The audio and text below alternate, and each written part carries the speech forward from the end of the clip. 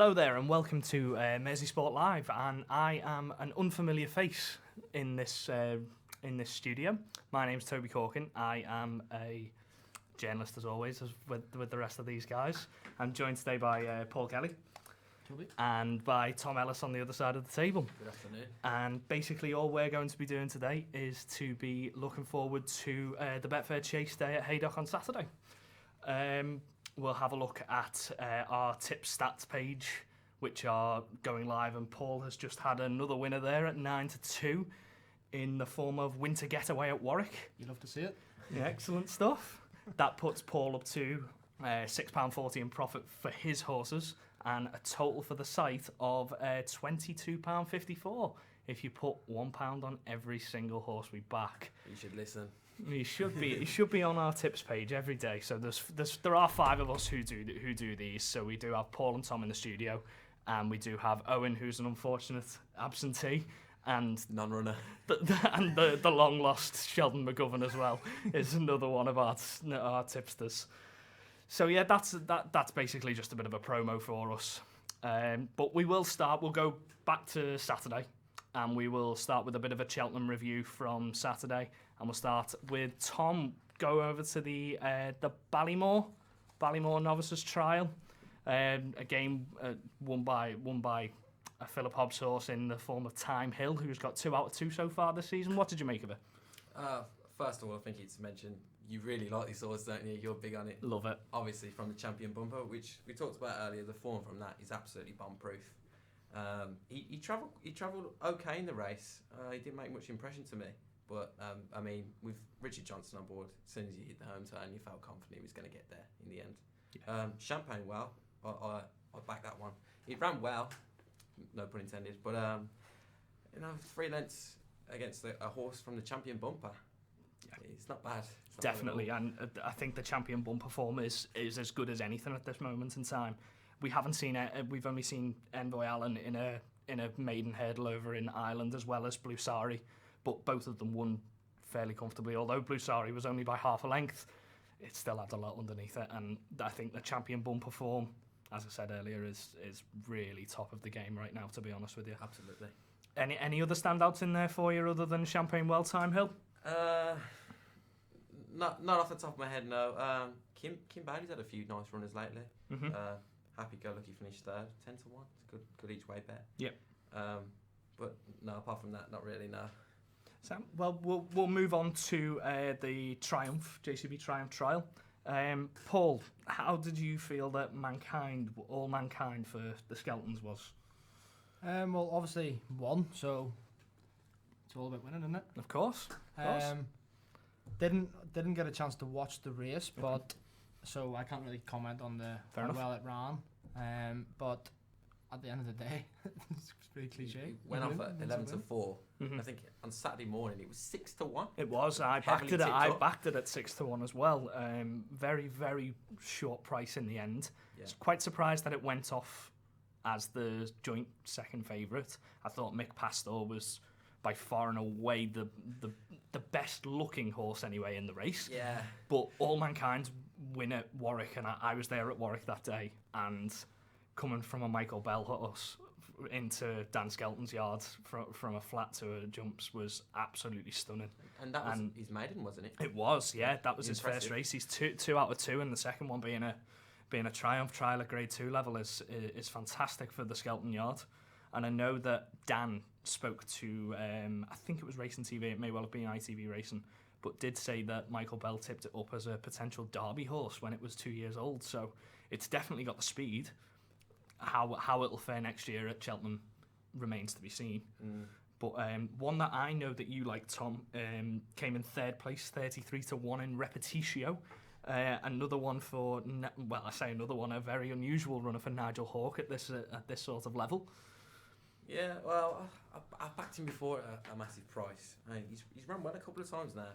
I do like a bit of David Noonan. He seemed to stay on well. He got a little bit out of pace by All Mankind, but I mean, he might be one to note for the future. He's only 3 years old. Yeah, definitely. I think so too. I think this is it's going to be proved to be quite a good form race as well, in my opinion. And I do think Repetitio will go to the festival whether it's in the Triumph trial or whether it's in the Triumph or not, it remains to be seen, as I said. But I do think that was the pick of the pick of the losers in essence in that race. Yeah, I'd say so. I mean, just looking here, he got beat by a horse of Ollie Murphy called Zeb Spirit. Yeah. He came second in the end, but he looks a good horse as well. Mm-hmm. For the red hot Gavin Sheehan. Oh, well in form. So yeah, definitely, I'll be noting that one and watch where he goes from there. There'll be more about Gavin Sheehan in a little while. So moving on, we had the £160,000 prize fund of the Betfictor Gold Cup, which has one interesting statistic that only Imperial Commander has gone on to win the Cheltenham Gold Cup after winning this race, and that was under Paddy Brennan in 2008, I believe. This race won by Happy Diva for Kerry Lee Richard Patrick. Paul, this horse last year in the exact same race was travelling absolutely brilliantly until it was brought down by Willie Boy about 4 or 5 out, and I think that it would have won this race as well, and so does jockey Richard Patrick. What did you make of it? Well, even after just said the jockey, they know the best, don't they? They know how the horse is travelling and stuff like that. And then I know you're a big horse racing man, and you say you think it was going to win. So clearly a horse that is capable of winning, as we saw on Saturday. Definitely so. Second place in that one was Braylon Dar. Another Barry Geraghty, Paul Nicholls for JP McManus, who was absolutely on fire over the weekend. Was it 6 winners?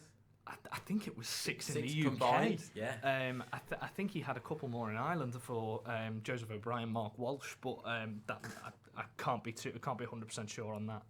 But yeah, how did you make of Braylon Dar's run at 20-1? I think Barry Geraghty's given him an absolute scream of a rider there. He almost got there as well. He got beaten a neck. Yeah. And just look, this form looks rock solid as well. I mean, Guitar Pete's in there, wasn't he? He was second in the Arkle, wasn't he, last year? He was indeed. He's a good horse. He finished 7th. Mm-hmm. But yeah, I mean, 20-1, and he almost got there. Again, Barry Geraghty, he looks like he's back. Especially, we'll touch on Sunday later. But yeah, it's a fantastic ride from Geraghty. I wonder what a David Noonan, third place in 2 consecutive races at 33-1 would have paid, because that's where he was with Warthog for David Pipe in this one. Quite a way off the two in front, I must say. 8 1/4 lengths. So yeah, moving on again, we go to the Betfictor Smart Cards, which is another Grade 3, won this time by Paul's favourite man in the world. Second favourite man, Robbie Power. Robbie Power. So yeah, I think this is probably the absolute standout on the card, in my opinion. An absolutely fantastic ride from Robbie Power.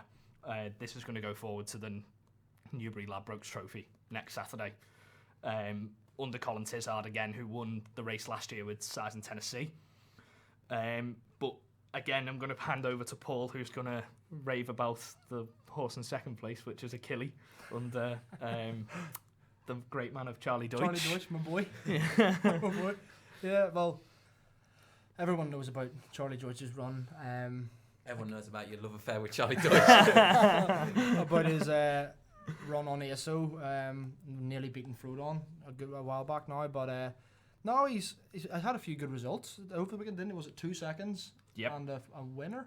2 seconds and a winner for Charlie Deutsch on the day, yeah. So, and that, Achille at 10-1, good ride. Mm-hmm. It led for most of the way round, and 140, 150 yards towards the finish, just got headed. But I do think that the best horse in the race did win. I mean, let's not take anything away from Robbie Power there. He took not at all. Before the race, Ruby Walsh and AP on ITV were like criticising him for the last run on. Was it West Approach last time out? It may well have been. Yeah. He timed it perfectly, winged the last. Did. And then he got up. And it looked as though he was going to do the same with Slate House before it fell in the Gold Cup, and that slipped on land, and it was very, very unfortunate. Yeah, very. But that again was the best travelling horse in that race as well. But it just looked as though Robbie Power was doing the exact same tactic sort of thing, in my opinion. He's banging form at the moment, isn't he, Robbie Power? Flying. In Michael O'Leary's interview with Racing Post, he said about picking Robbie Power over Davy Russell. Yeah. It's a no-brainer. I think so too, to be honest. We'll talk a little bit more about Davy Russell in a little while. But the last race from Saturday that we are going to talk about is the Big Bucks Handicap. It's quite a valuable listed race. Winner gets £22,500 for this one, and won by a horse who has had runs at the Aintree Festival in Golden Fortune. A very rare run over the jumps for Phil Middleton, and Mr. Sam Lee on board, who again £7 claimer, doesn't have many wins under his belt. But once again, I do think that this was a real standout on the day. Don't know what you made of it, Tom. Well, I mean, nobody's picked that as 14 to 1 to win. A 14 to 1's a bit short for me, I think. He's off 10 stone, so he's barely got into the race. But Sam Lee, he gave him a bold ride. After the second last, he sent him, and Richard Hoyle's in commentary was saying, he sent him earlier, but he got home. It was a fantastic ride, and he showed his emotion after. I think he said something there to bleep out on ITV. But could take nothing away from him. It was a great ride. I think the horse in third was the best horse in the race. It was second in the Pertemps final last year at Cheltenham, so it was a proven Cheltenham stayer. And I think that, to be fair, under Tom Bellamy and Deborah Hamer, who again doesn't have very many runners, I think that Golden Fortune did have the better of it the whole way around. To be honest with you. He's off top weight, wasn't he? He's been under a penalty because he's won so many handicaps before. But he travelled really well. I mean, on an even playing field, maybe if he was carrying a little bit less weight, he would have been there with every chance. And the Ollie Murphy favourite in the Butcher said was fairly disappointing back in fifth, to be honest with you. Fairly disappointing. Moving on. We'll remain at Cheltenham, but we'll go over to the Sunday. And I know on the other side of the table there are some strong reviews on the Sky Bet Supreme Novices Hurdle Trial. Another Grade 2 contest won by Emma Lavelle and Adam Wedge with Hang In There. Tom, I'll let you take the stage for this. Well, I said to you, I wasn't very happy with this race. I'm still not. There was no real gallop in the start. It looked a bit lackadaisical almost. But I think Hang In There, the horse that made the running, he's made all and won. No other horse he's made much of an impression with me. Echo was very disappointing after winning two races before. 14 lengths he's given to them. Pacify, previously owned by Prince Charles. Yes. Right, Yes. Jamie Snowden was tipping him up big time. He really fancied him, but I'll be honest. I backed Pacify in this race and was very disappointed with the way it ran around the last bend. Yeah. It ran unbelievably wide, and whether that was because the horse was completely out of control or whether that was to do with the ground remains to be seen with Gavin Sheehan on board. But I do think that Pacify was the best horse in the race, but just took the wrong course. It my was opinion. quite a strange race because obviously the ground was quite heavy down the back at Cheltenham. Two of them took the far side, three of them took the near side, I think. But I mean, it didn't look like a Supreme trial at all. They didn't go much of a gallop in the Supreme. They're going to go off 25 of them in the Supreme. They're going to go off a real gallop. So, I mean, the Irish challengers must be licking their lips thinking we've already won the Supreme. I think so too. Yeah. And Classical Dream, the way that romped home last year. Yeah. Why won't an Irish horse do the same again? Is the question to be answered in March. So the Grade 3 Greatwood Handicap, the 3 o'clock on the Sunday, was won by Harambe at 16 to 1 for Alan King, who lost Wayne Hutchinson a few weeks back, but does have Tom Cannon normally as a stable jockey, but it was Tom Bellamy on board here for a £56,000 very valuable handicap here, and a neck win over Gumball. How did you find that one, Paul? Well, any horse that wins at 16 to 1's been given a brilliant ride, hasn't it? Really, couldn't agree more. So credit to Tom Bellamy there. Held up towards the rear and timed it perfectly, and there, as you said, got there by a neck. Well, Harambe does have does have some decent form behind him. He was beaten by Getaway Trump in a Class 2, and Getaway Trump has gone on to win. Has he won Grade 1s? I think he's won 2 Grade 1s. Has he won 2 Grade 1s now? Yeah. Won at Air. He definitely won at Air, and he was third in the Grade 2 Aintree Bumper on only his second start as well. And yeah, I mean that form hasn't completely stocked up, but at a big price in that race, it's pretty good form, especially with a Grade 2 winner and going on to win a Grade 3 here. It was quite wide open actually. The 4 horses almost crossed the line at the same time. Gumball ran near side under Ben Jones, who he's becoming a superstar at the moment. I mean, he's riding winners left, right, and centre. I don't think it'll be long before he loses his £5 claim down to 3. Exactly. Yeah. Especially if he's riding for Philip Hobbs. Of course, well, Philip Hobbs sends runners all around the country. It's usually Richard Johnson on board for Philip Hobbs, but if Richard Johnson's somewhere else, or if he wants a claim, if the horse is too heavy. I mean, Michelle Cock ran a good race in that one as well under Lizzie Kelly. Yeah. He just didn't quite get there at the end. Apart from that, he made all. Mm-hmm. Would have been a really impressive winner. But the best horse probably won that race on form, I'd say. The one that I'm going to go to is Quad and Nerf, who finished 4th, number 11 under Adam Wedge and Evan Williams for Mr. and Mrs. William Rooker. This team at the moment are so much in form, probably the best trio in UK and Irish horse racing at the moment. I mean, Ruby Walsh was saying Adam Wedge is riding unbelievable at the moment. Yeah. On ITV on Saturday. I don't know what it is. I mean, this horse is running an absolute blinder on ratings at least. Definitely so. I think he's 18 rated lower than Gumball, who finished 2nd. I don't understand where this form's sort of come from. Whether it's Evan Williams suggesting horses for Mr. and Mrs. William Rooker to buy because they have a strong connection, I just don't know. So you're suggesting Evan Williams is the mastermind in this potentially operation? he may well be. Yeah. But he's I don't know what it is, but it's working. It's quite fancy that he went off at 7-1. So yeah. I mean, me and you are paying attention to that. Definitely so. So the next one and the final one from Cheltenham this weekend belongs in France, to be honest with you.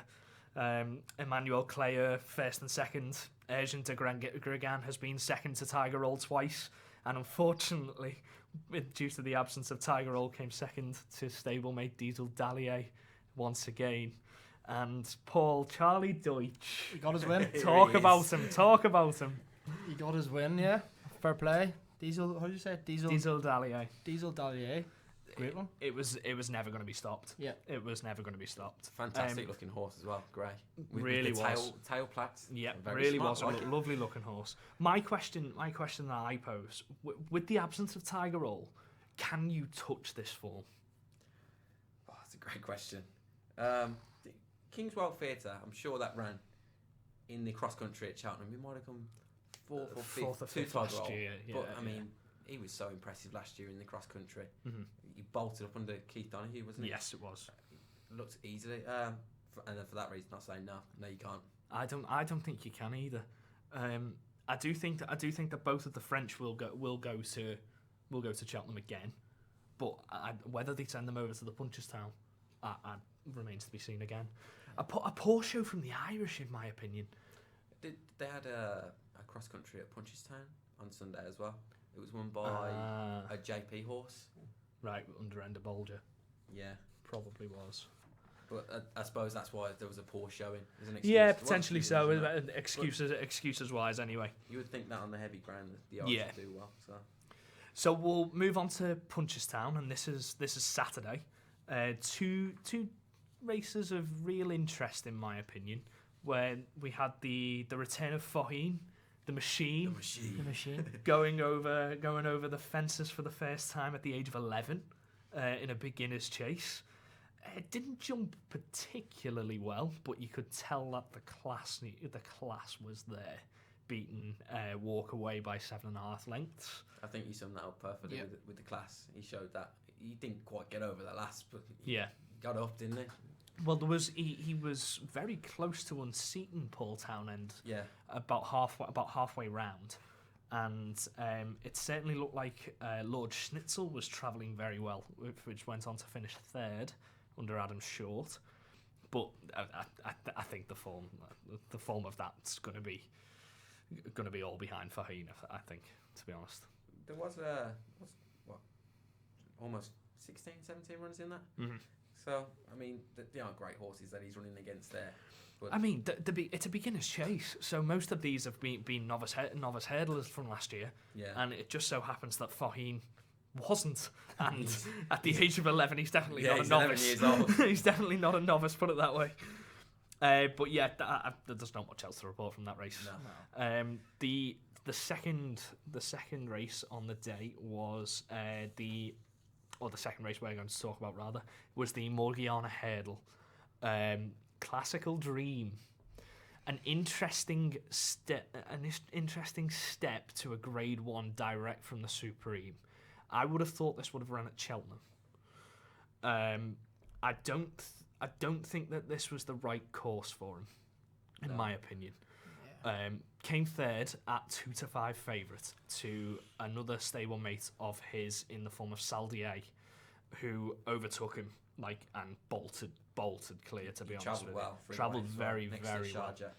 The one I want to talk about though is Petit Mouchoir, and more importantly, I would like to talk about Rachel Blackmore.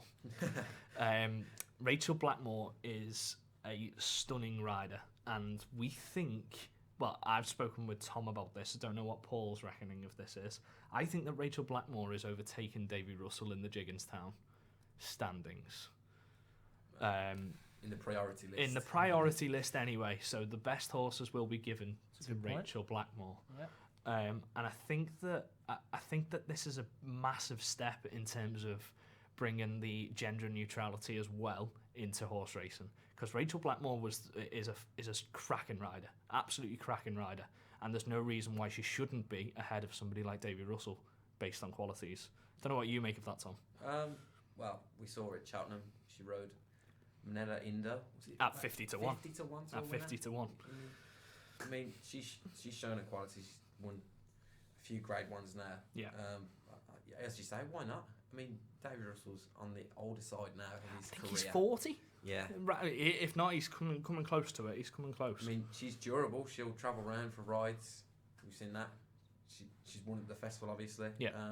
And she's quite versatile in her riding, whereas I'm a bit critical of Bryony Frost as she likes to be front running and set the pace. It's lucky that Bryony Frost's got Frodon, to be honest with you, because Frodon doesn't like to look at other horses, it seems to be. Yeah. So yeah, always front runs. And that, I think that perfectly leads on to the next race, which is the Craddockstown. Notebook again, Rachel Blackmore for Henry de Bromhead again. I know you were a fan of Moon Over Germany under Mark Walsh. Do you think that will get close to Notebook in the end? Well, I was quite interested to see that Mark Walsh was riding Moon Over Germany because he won at Aintree last year in the 2 mile chase on the Friday, I think. Or was it? No, it's Thursday. Mm-hmm. And he was quite impressive there, and that's where I sort of noted him from. Rachel gave him a good ride as well. But if she's picking other horses of Henry's over Moon Over Germany, then I mean, she's getting a choice. Yeah. Mark Walsh is a fantastic jockey. We've seen that. Yeah. So, I mean, that the form shows really. He did look a really good horse. I mean, beating 5 lengths, and he really took off after the last. Yeah. So yeah, impressive for me, definitely.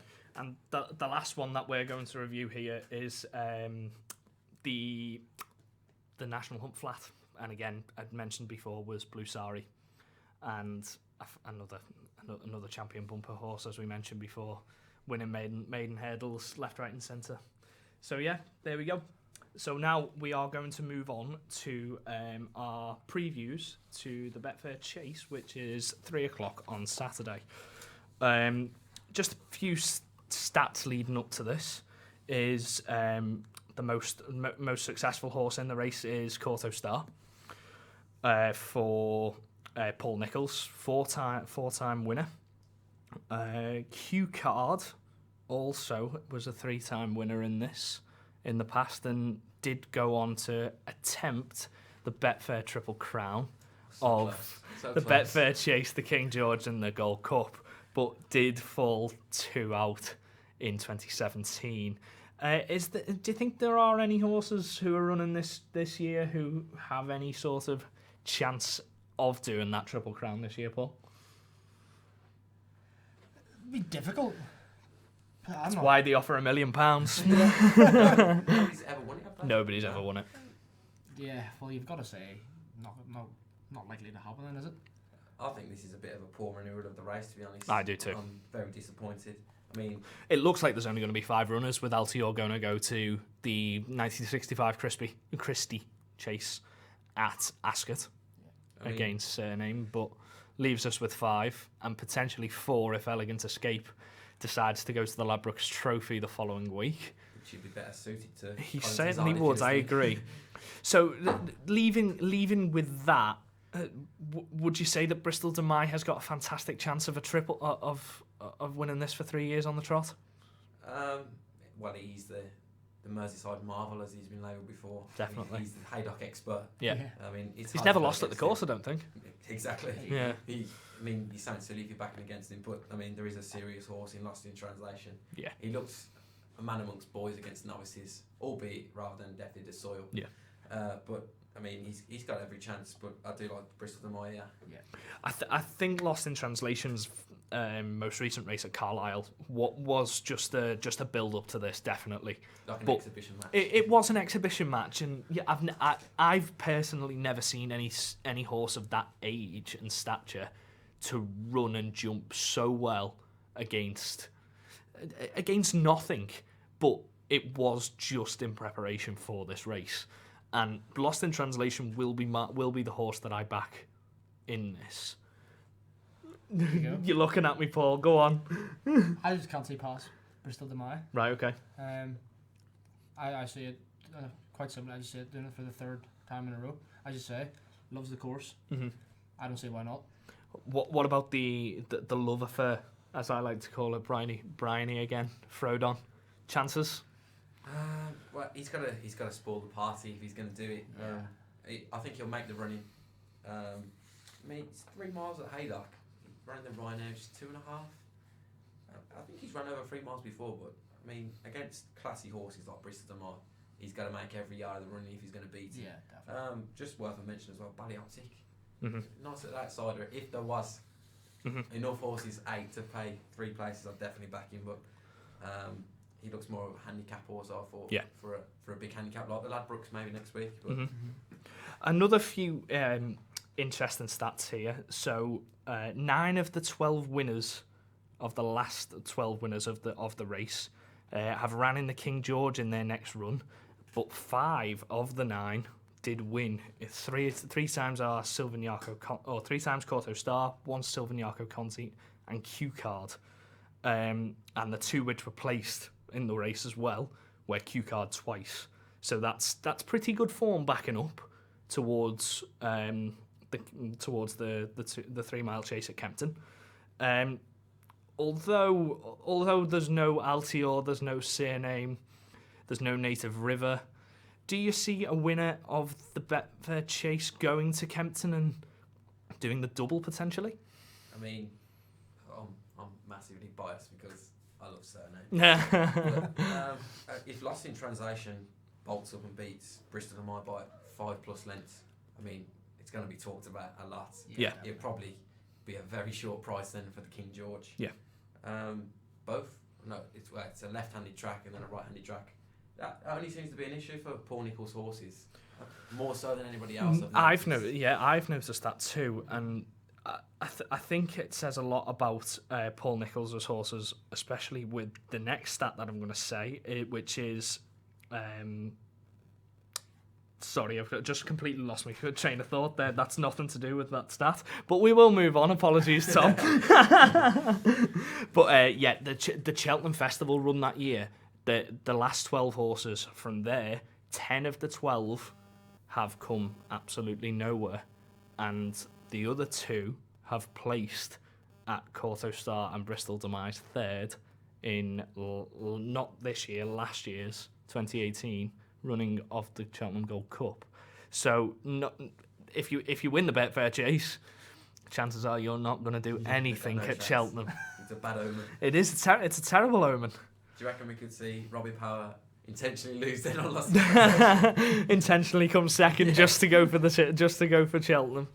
I mean, who knows? Who knows? It may well have been done in the past. Something that we'll never know. So we'll move on now to our own little previews to every single race coming up on Saturday, and we'll go in numerical order on the race card, and we'll start with the 12:05, which is a novices hurdle race, and I'm going to pass straight over to Paul, who is going to go with the Banner King Rebel in this race. Travelling well when slipped and fell in the Class 3 Weatherby novices. Mm-hmm. Jamie Snowden's well informed. Mm-hmm. Where do you see its chances? You gotta think it's got every chance. Yeah. If I can get words out, you gotta think it has every chance. Yeah. Likely favourite. Definitely. Yeah. Definitely favourite.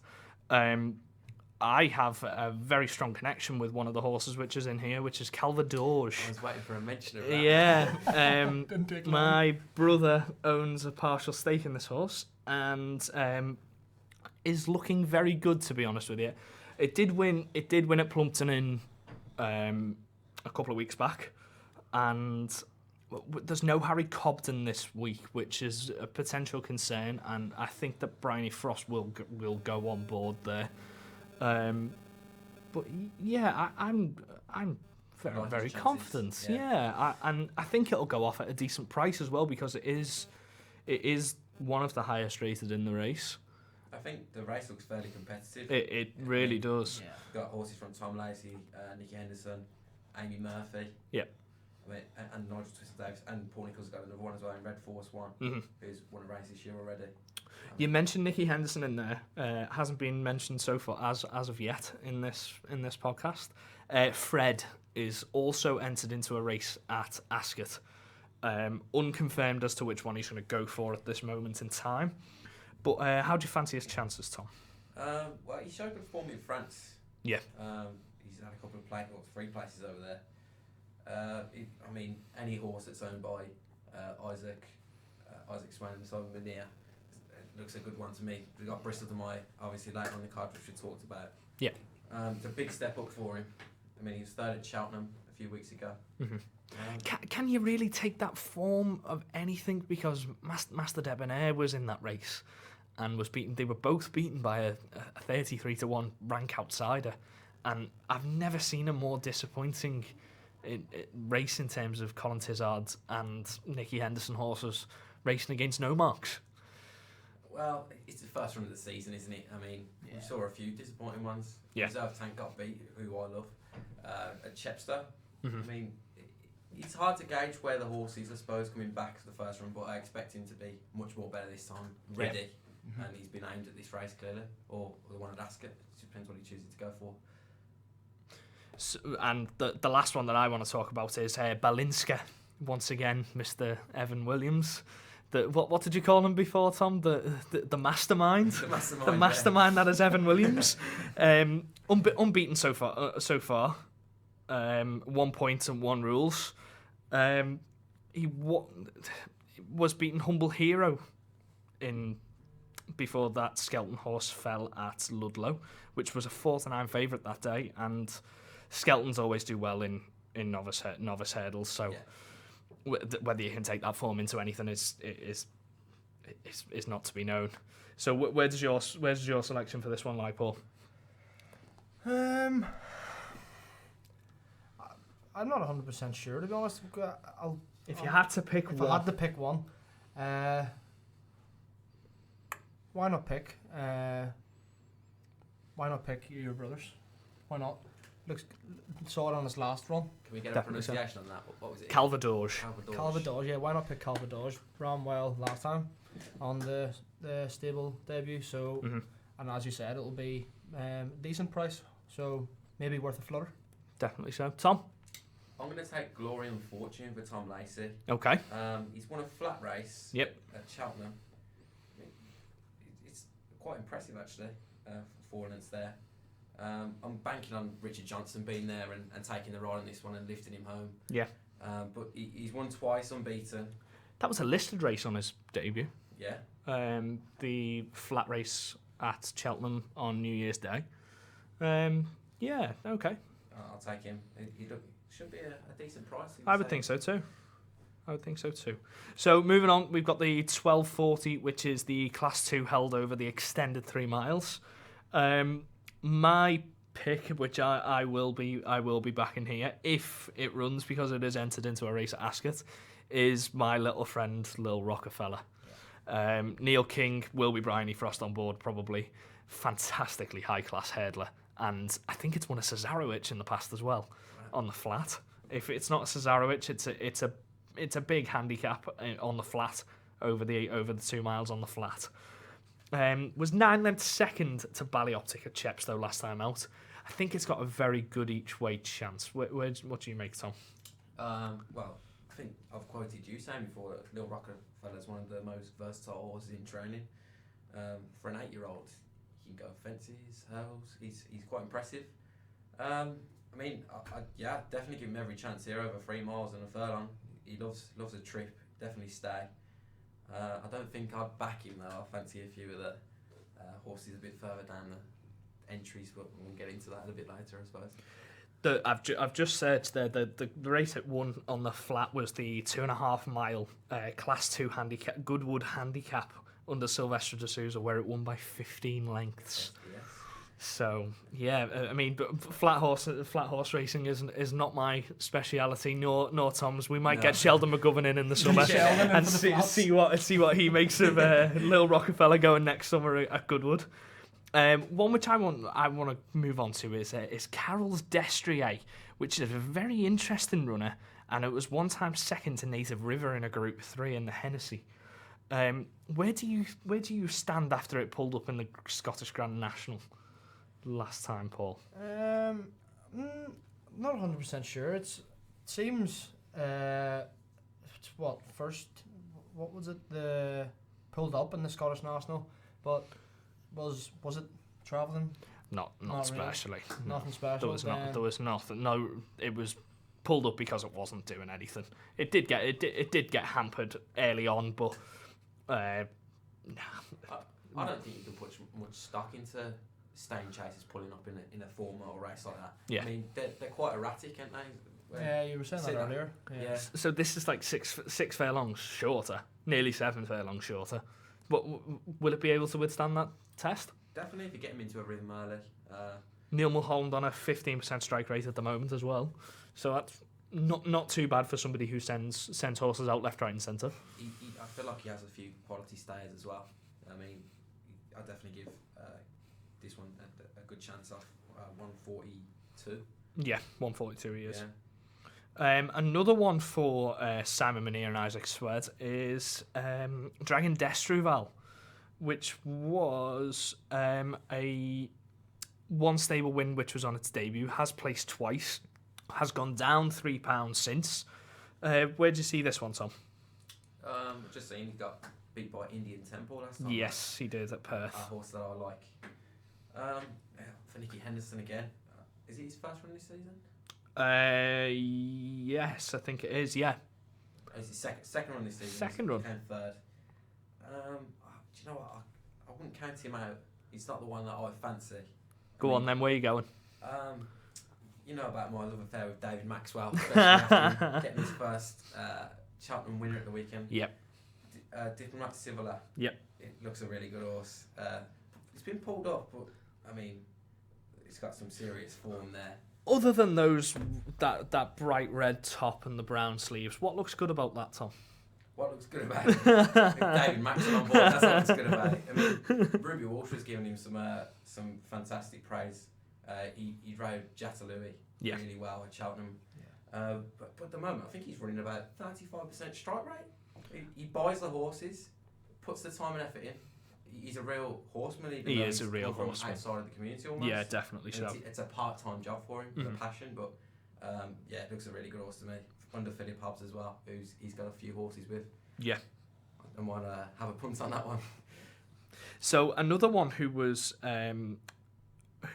was very good in the Cheltenham Festival last year, was Creve Hill, 4th in the Kimure, behind a subsequent Grade 2 second. So I think this race is a little bit down in class as a Class 2 for Creve Hill to go for. Easy winner of a Grade 3 at Wetherby as 9-4 joint favourite. Nigel Twiston-Davis at 20% strike rate at the moment. Sam will probably be on board here. How do you make of that one, Paul? You've always got me and Tom always laugh about it. You've always got to see any horse that we laugh about. You see Sam Twiston-Davis on, you're like, does he have a chance? And I'm inclined to agree with you. Yeah. Sam's a great jockey. Exactly. He really is. If you see Sam Twiston-Davis making the home turn in the lead, Chances are it's not going to get overtaken. I just love his style of riding, how he kicks his legs. Yeah. He looks like he gives it absolutely everything to lift the yeah, he horse. does, yeah. And he'll be challenging Richard Johnson soon with champion jockey. Yeah, definitely. So moving on, we go to the 115, which is another Class 2, held over just under 2 mile 3. Here we've got Don McCain runner, quite local, fairly local to Haydock Park, just south of Chester. Kati Balco, third in this race exactly last year. £3 lower now, but did win another Class 2, beating Burrows Park at Bangor. How do you find this one, Tom? Which one, sorry? Kitty Balco? Kati Balco. Kitty Balco. Well, as you said, I am a big fan of Don McCain. He's got a few nice horses that him and Brian Hughes team up on. Definitely. He's beat Burrows Park. Is Burrows Park also entered in this race? I think he is. Yes, I do think he is. Joe Danceruth, I think quite highly of for Sue Smith. He's a good hurdler. Yeah, he looks a good horse. I'd probably take him on though. He might be quite a short price. Yeah. I imagine for this. And I know you've got a big fancy in this one as well. I do have a big fancy in this one. Another one for Tom mentioned Tom Lacey earlier before. It's a horse called Cateson, and I do think that this is its sort of class in Class 2. A disappointing Grade 2 favourite loss in February, which was here at Haydock, unfortunately, but it was beaten by Lisnagar Oscar, and we'll move on to Lisnagar Oscar in a little while. But last season, this was a very good novice hurdler, Lisnagar Oscar. Cateson, this looks like a real good horse. I mean, the form, he's got beat by Reserve Tank, Brewing Up a Storm, Angel's Breath, One Third Rosie, which didn't win the race at Sandown, that was very controversial, and Ombrigado, which is later on the card as well. Yeah, as you say, 7th Haydock when he was 5-4 favourite last time out. I mean, just based on that form alone, the horses that are beating it in these races, you've got to think he must be why quite, not? Yeah. Why not? Another one which I'd like to talk about is Who Shot the Sheriff? Phil Kirby doesn't send many runners up to Haydock, but it was a faller last time out in a Class 3 conditional jockeys. But I do think it's really in form outside of that. Form ratings of 1-2, 1-1 before that fall. Was going better as well. It used to belong to Gordon Elliott. What do you make of that one, Paul? I would maybe sticking my neck out in the line, saying that would be maybe the one that I fancy. Okay.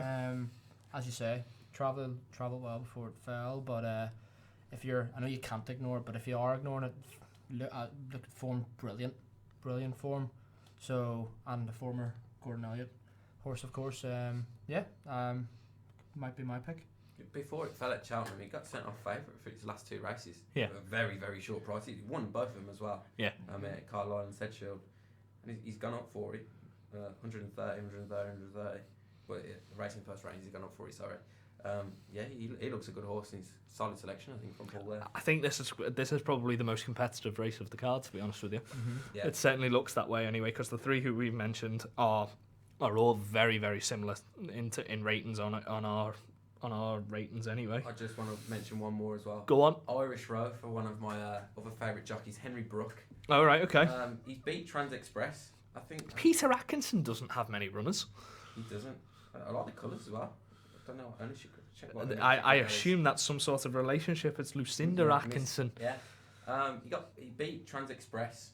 He's carrying a big weight here, 12-10. Yeah. But who won a hot race at Exeter in March, Trans Express. I think that looks quite good form to me. And Solo Saxophone also was a very short price favourite in the summer at Southwell as well, I think. Yes, it was for Dan Skelton and Harry Skelton that also beat that at Aintree that day as well. So yeah, maybe an each way tinkle on that one then, I think. Although we're a little bit early in terms of the official cards which are going to be going on Saturday. But yeah, I think the four who we've mentioned are all very competitive against each other, and you've got Bold Plan as well for the fantastic trio. They can't not be mentioned. The Three Musketeers can't not be mentioned. Second at Uttoxeter was brilliant last time out, but it did struggle at Grade 3 level, but obviously down 2 grades, skipping out the listed. Evan Williams on 13%. I think those five top five. Wonder what the odds are. Moving on, we've got the 150, which is the 2 mile, just over 2 mile 5 race. Jarvis Plate is the first one I'm going to come to here. Was a winner earlier on this season for Fergal O'Brien in a 3-horse race, which was listed and was the outsider of 3. Beating reserve tank. Tom's shaking his head over there, and Tom's love affair with Harry Cobden must have went that day as well, because he would have been all over reserve tank there. Yeah, I think, was it Harry Cobden on him that day? It was Harry Cobden was on Posh Trish, and reserve tank was Robbie Power. Jarvis Plate has came out of nowhere to win that race. Posh Trish was quite fancied at Cheltenham. We know how good reserve tank is. He won in Punch's time, wasn't it? Aintree as well.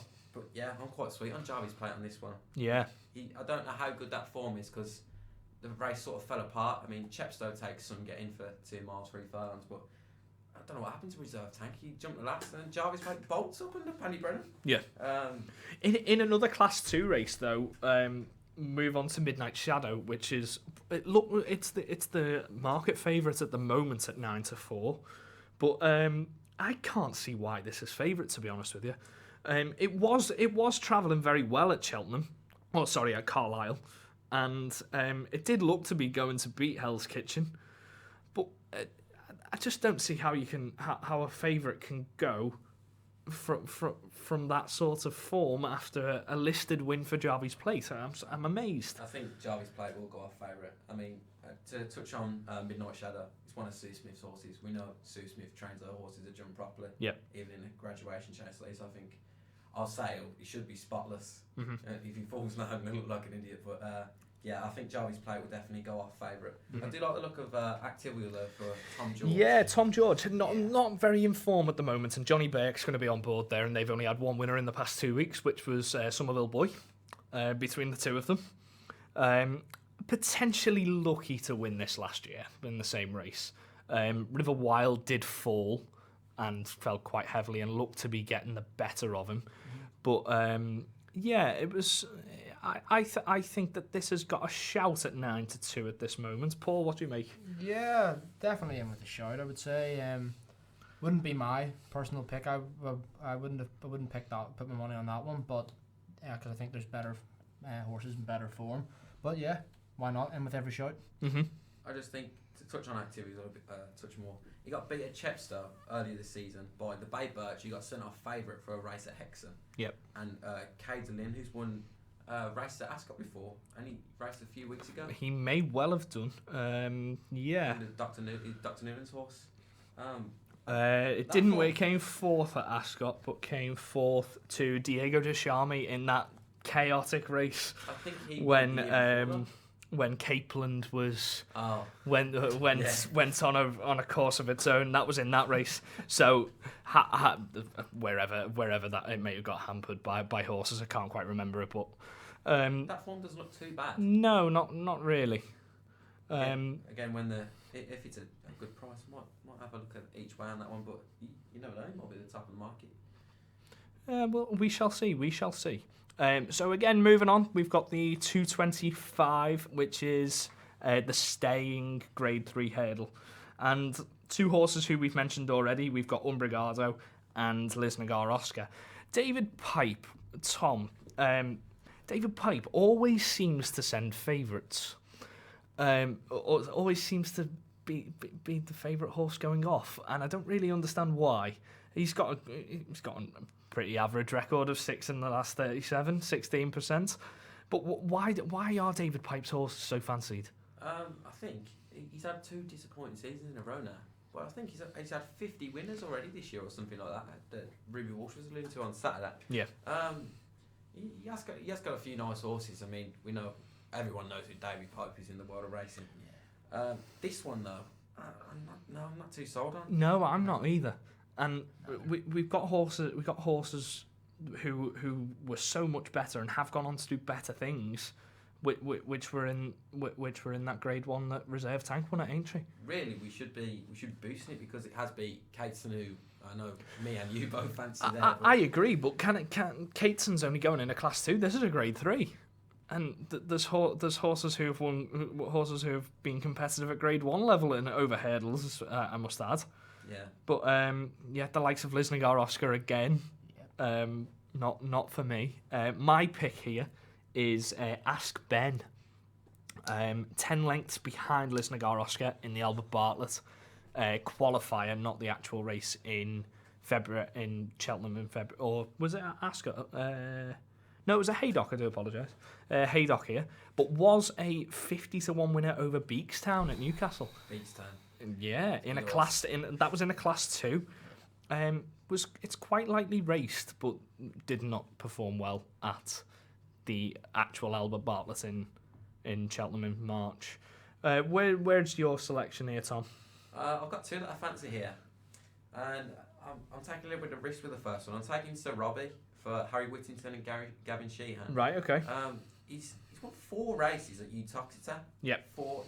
Like Bristol and I loves Haydock. He must love Uttoxeter. He's off 10 stone 6. Yep. He's given up a lot to the rest of the field. As I said, 4 wins, up to 120, which is, against these lot, he might be a bit outclassed, but I'll take him on. AC Milan's worth a little mention, but also Stony Mountain. Yeah, I like Stony. I like the look of Stony Mountain too. Trevor Hemmings, local guy as well, and always going to be associated with Liverpool through its connections with the Grand National, of course. But yeah, it's been definitely between Ask Ben and Stony Mountain for me. I think Stony Mountain will be my each way punt. I don't know about you, Paul. Yeah, it's going to go off at a decent price, possibly. I would think so. So definitely. Not after us to have tipped it. Well, not according to the stats. We should say that anyway. Well, what were you going to say? No. Yeah, well, it's 12-1 at the minute. Yeah. But obviously it's going to change before the race goes off. But each way shout, why not? It's worth a mention as well, Toby. That also ties into the Cateson form. Cateson's been beaten by Stony Mountain. By Stony Mountain. And a good horse of Collins Arts at Rock Point. Right, okay, yeah. And that's another one that's beaten Beakstown as well, is Stony Mountain. Beakstown fan club. Yeah, but let's never back Beakstown. It certainly looks that way. But it did pull up in the Albert Bartlett last year. Whether that's any reason or not, I could not tell you. We'll skip out the Betfair Chase as we've already covered it, and we'll go to the last race on the card, which is the marathon. It's a 3 mile, just under 3 mile 5. And the first one I'm going to come to is the Welsh Paddies. Another Kerry Lee horse who's on 25% at this moment in time. Obviously had Happy Diva, which we talked about before. It did win a long distance hurdle, 3 mile 3 at where was that? Stratford. Should be Richard Patrick again on board. Where do you find his chances, Tom? I like this horse, to be fair. He's got a few nice pieces of form. Obviously, Richard Patrick must be still buzzing off his win at the weekend. Definitely so. The only worry is, last time out, he jumped slightly left. Okay. Obviously, that's okay at Haydock, but I don't like picking horses with jumping issues. It's just a thing for me, especially over an extended trip like this is. Yeah. In a handicap chase as well. Yeah. I like quite sweet on one horse down here, Station Master for Kim Bailey. Oh, okay. I've seen a lot about this horse, and he's got quite nice pieces of form. He's won when he's an even favourite at Huntingdon against a few other horses, but he's had a few races where he's finished nicely. Is that his only chase win? I think The one at might be. Huntingdon. That's why it's a bit of a risky pick, but Yeah. he's only gone up £2 for that win, and he stayed off that mark coming second. So I give him a good chance here. And Kim Bailey, it's not been too bad this season with David Bass. Yeah, I started to warm to him. 18% they're on at the moment, 4 from the last 22. Paul, where's your money going on this final race? Other than staying in your pocket. Well, probably lost all my money by this point anyway. If I had to pick, possibly Late Romantic. Right. For Oliver Greenwell. Looks like a decent form again, coming off a win. Like the look of this one really. Just having a look at Late Romantic now. Second in a Class 2 at Utoxeter, behind Derasher County. And Derasher County was one time competing with Santini at Grade 2 level until he fell 3 out. But he was doing well under Emma Lavelle that day. Proven Stayer was third in the Lincolnshire National, which is held at Market Raisin. This has got a shout, in my opinion. Yeah. This has got a shout, but it's personally still the Welsh Paddies. I want to quickly mention as well. Go for it. Moving in style. Yep. Looks a really good horse. I'm basing that off the form he got beat by Orchardstone Cross for Jeremy Scott, who's having a great season as well. He's changed stables as well, away from Neil Mulholland. I'm not sure who's going to ride him. If Sam Twiston Davis is there, he might take it as he did last time out. Mm-hmm. But he's off a really handy mark, 10 stone 9 he's carrying, 8-year-old. Mm-hmm. A few nice bits of form. I think he's got every chance. Definitely so. And the last one that I want to go into is the Charlie Longston trained horse. He is called Daiga Dorday. It may well be that. It may be something else. I don't know how to pronounce that one. But yeah, Daiga Dorday, 6 to know the score, which is probably going to go off towards the top end of the market for this race. Class 3 winner at Utoxeter in an amateur riders race. So how much can you take from that? And was third in a Chepstow handicap, which does have Samburu Shujar, which won, and to be fair, came second in the Pertemps finals again. How do you find this with a bit of an out of form trainer, Tom? I was just looking at his last piece of form there. He's been beat by the favourite for this race, for David Pipe, know the score. There's a few other nice horses that I like in that race, where the form adds up. Worthy Farm, one of Paul Nichols's. He's not been great chasing, but he's a good selection there. Stepping down to a Class 3 from going to the Pertemps final. Was he over hurdles at the Pertemps final? Mm-hmm. At Haydock last year? No, Pertemps final is at Cheltenham. Let me just find this. Apologies, he didn't run in the Pertemps final. That was to be fair. But was beaten by the second in the Pertemps final, which is at Class 2 level. He's got quite a bit to make up there to catch the favourite. He's been beat over 10 lengths by him at Worcester on his seasonal reappearance over 2-7, so in a Class 3 handicap. I mean, if he stays out of form, I'd steer clear. Station Master, I think. Yeah. So we're just going to go through all of the races one more time just to give you a bit of a brief overview. 12:05, Tom, where's your selection? 12:05. I can't remember now. Just get it up quickly. I'll go with Glory of Fortune, Tom Lacey. Paul.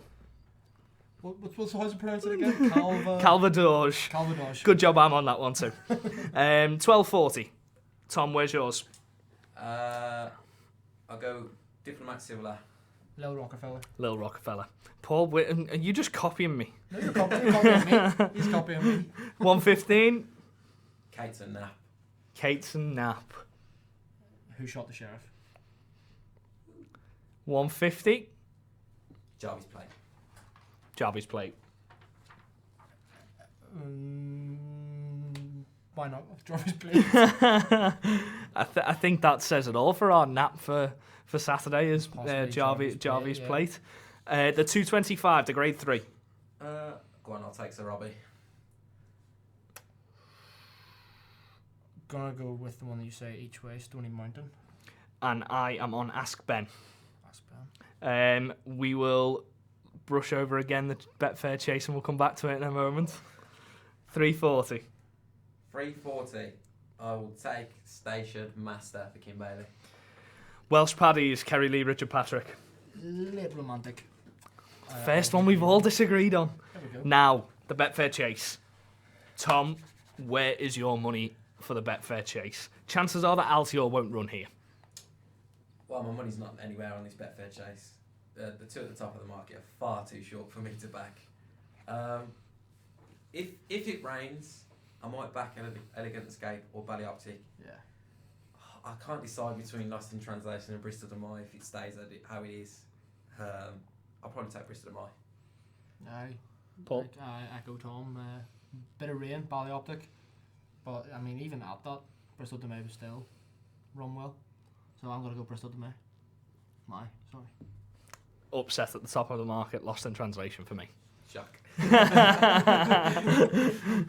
So yeah, that's all from us here anyway. I hope you carry on following us on our site. I wonder how Paul's have got on for the rest of the afternoon. He's had 1 out of 3 so far with 2 still to run. Let's see what happens, including an 80-1 outsider. But yeah, we'll brush over that one. So keep following us on our site and we'll hope to make you some money on Saturday as well. Thanks for joining. Thank you. you. Bye-bye.